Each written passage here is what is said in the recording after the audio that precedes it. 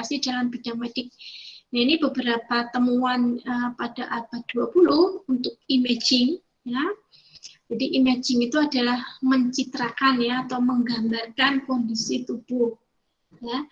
Apa saja? Pertama, kondisi dalam tubuh.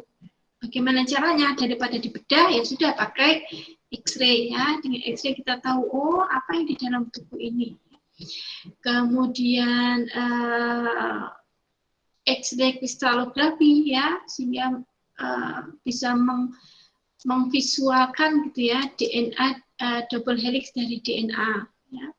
Kemudian ada elektron mikroskopi. Nah, munculnya mikroskop elektron ini memberi peluang untuk apa? Riset dalam bidang sel, ya, sel tubuh manusia, ya. Berkembang lagi ya, ini semua pencitraan ya, jadi ini semua adalah medical imaging ya. Sisi pencitraan yang di dalam tubuh ada PET, SPECT, kemudian ada CT gitu ya, computed tomography atau CT scan. Jadi CT scan itu seperti X-ray ya, tetapi dia computerized ya. Jadi makanya meskipun X-ray itu sudah muncul kapan-kapan, tapi dengan adanya komputer, perkembangan komputer, maka bisa kita membuat computerized tomography ya. Jadi X-ray yang banyak gitu ya, jadi X-ray-nya itu X-ray yang sempit banyak ya, seperti diiris-iris gitu ya, tubuh itu diiris-iris tapi dengan menggunakan X-ray. Nah, dari irisan-irisan tadi itu kemudian kita bisa bangun gambarannya ya, lapisan-lapisan tubuh kita. Okay. Ada ultrasound, ada magnetic resonance atau MRI ya. MRI yang kalian dengar itu apa sih itu? Dia mengukur atau membuat citra tubuh, tapi didasarkan dari apa? Dari sifat-sifat kemagnetan yang dalam tubuh. Kalau ada listrik, pasti ada magnet, kan seperti itu. Nah, dalam tubuh kita itu ada listrik, ya, ada listrik. Antara, kalau kita diam saja ya, sel kita itu diukur, antara sel di dalam sel dan di luar sel itu akan muncul tegangan. Nah, kemudian kalau otot kita berkontraksi, itu dari mana? Saraf itu menyuruh, ya, itu juga dengan menggunakan sinyal listrik. Meskipun sinyal listrik kita tidak seperti sinyal listrik di instalasi rumah kita, ya. Kalau sinyal listrik di instalasi rumah kita, apa sih yang berjalan? Elektron, ya. Jadi elektron berjalan, maka ada arus listrik, maka ada listrik. Nah, kalau dalam tubuh kita bukan itu, ya. Aliran listrik dalam tubuh kita itu oleh adanya aliran ion, ya. Jadi biopotensial atau potensial tubuh itu tidak dilihat dari elektron tadi, tapi dilihat dari ion. Ya. Jadi ionnya itu kan mengandung muatan ya. Nah, dilihat dari situ. Oke.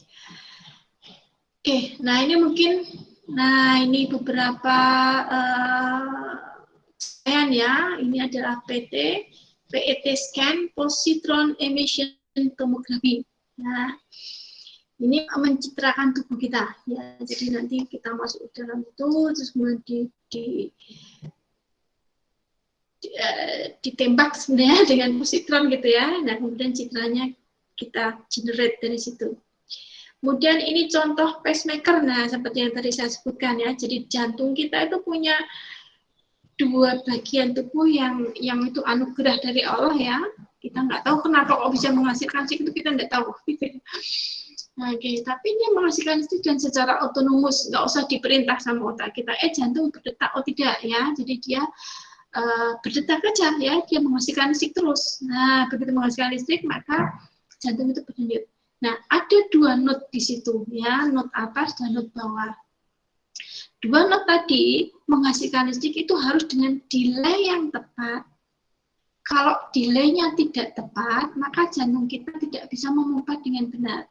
Kan harus dari serambi dulu, kemudian ke ventricle, kemudian dari ventricle ke serambi, dan terusnya kan, itu enggak boleh barengan.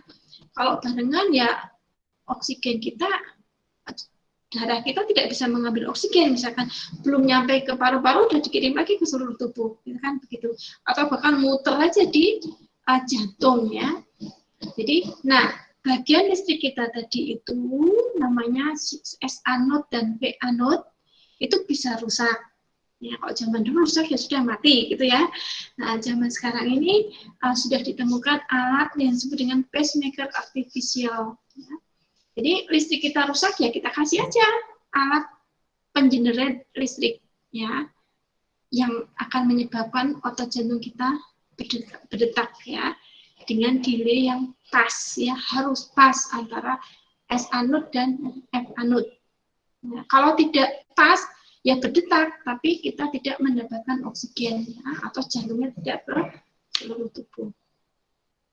Oke, kemudian ini capaian juga di abad 20 yang disebut dengan kidney dialysis mesin. Nah, ibu saya sudah di sini ya, fasenya sudah cuci darah istilahnya, cuci darah ya, atau dialisis. Jadi ini alat sebesar ini menggantikan ginjal kita yang kecil dua itu, ya, yang kecil dua di dalam tubuh kita itu digantikan oleh alat sebesar ini. Ya. Jadi ginjal kita yang ya subhanallah ya, kita cuma bisa kagum saja ya dengan Allah ciptakan itu ya, kidney jantung yang cuma kecil dua itu, ya, itu kerjanya itu kalau kita kita lakukan peniruan itu sebesar ini mesinnya ya, sebesar ini. Oke.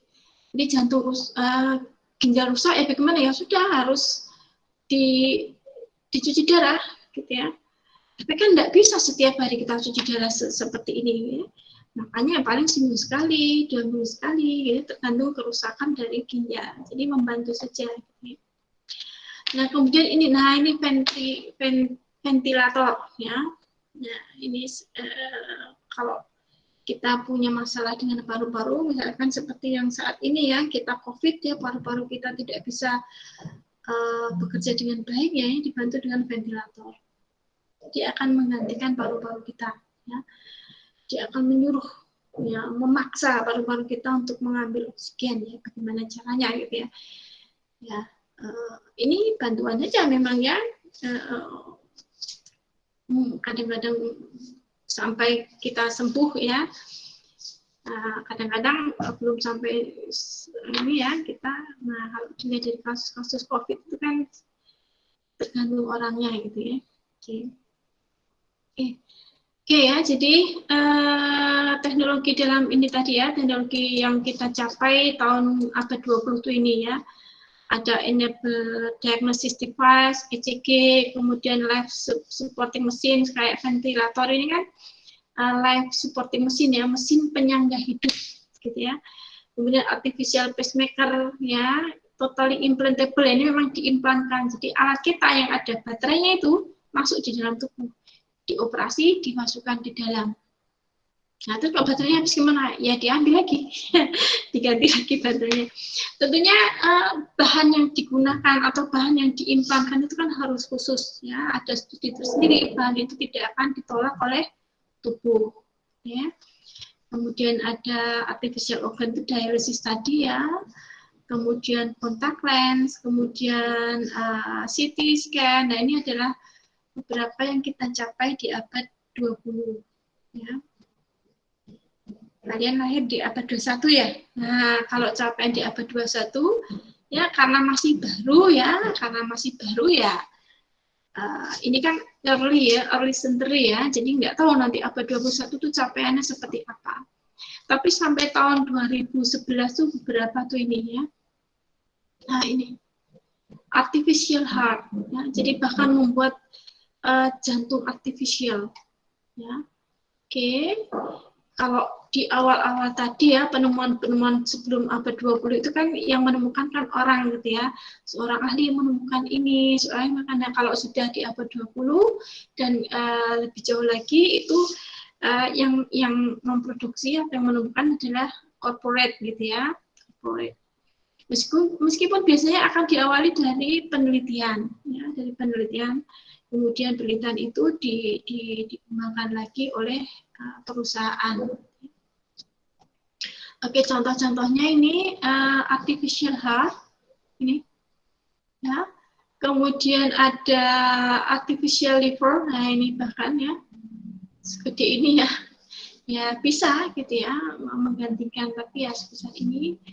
Kemudian ada kamera pil, nah ini adalah pil tapi dalam bentuk kamera, sehingga kalau kita telan gitu dia akan mengambil gambar sejauh dia berjalan ya, sejauh berjalan di dalam tubuh itu dia ambil gambarnya. Tentunya untuk membantu dokter ya dalam melakukan menegakkan diagnosis maupun terapi ya. Kemudian ada bionic contact lens. Nah ini ya, ini bionic contact lens bionik. Nah, ini tentunya masih baru ya, masih early ya, early century tahun 2000 abad 21 kan sekarang baru berapa? 21 tahun ya. Seumur kalian ya. Ya masih baru. Kemudian ada bionic hand. Nah, ini. Ya. Jadi tangan itu putus gitu ya. Tangan itu putus, kemudian disambung dengan ya tangan palsu ya, tapi tangan palsunya tidak hanya palsu ya. Karena tangan palsu itu kemudian akan mempunyai koneksi dengan saraf ya, saraf, sehingga dengan otak kita bisa menyuruh ya, tangan kita itu melakukan sesuatu. Tentunya tidak sebagus yang Allah ciptakan ya, tapi paling tidak kan fungsi-fungsi dasarnya bisa dilakukan gitu ya. Dan itu dilakukan dengan perintah otak ya. Sarafnya dihubungkan di situ. Kemudian robot helping perform surgery. Nah, ini surgery dilakukan oleh robot. Oke. Kemudian mind reading device, ini masih dalam penelitian juga ya. Jadi peralatan yang bisa membaca otak. Jadi kita tidak usah ngomong, kita tidak usah ngetik gitu ya. Dia bisa membaca, menyuruh kita. Jadi kayak semacam telepati gitu ya. Dan kemudian Berkeley ini ya exoskeleton. Exoskeleton itu kalau orang lumpuh gitu ya, lumpuh karena sarafnya enggak ini, maka dibuatlah kayak semacam robot tapi yang dipakai orang.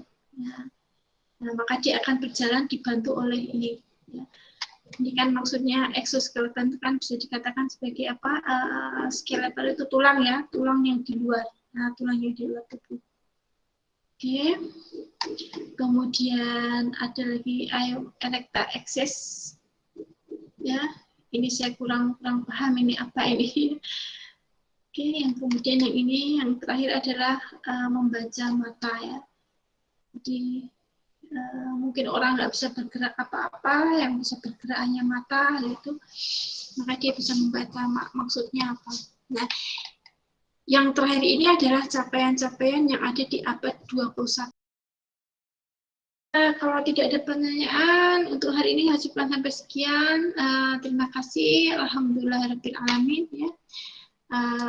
Assalamualaikum warahmatullahi wabarakatuh. Kita ketemu insya Allah minggu depan.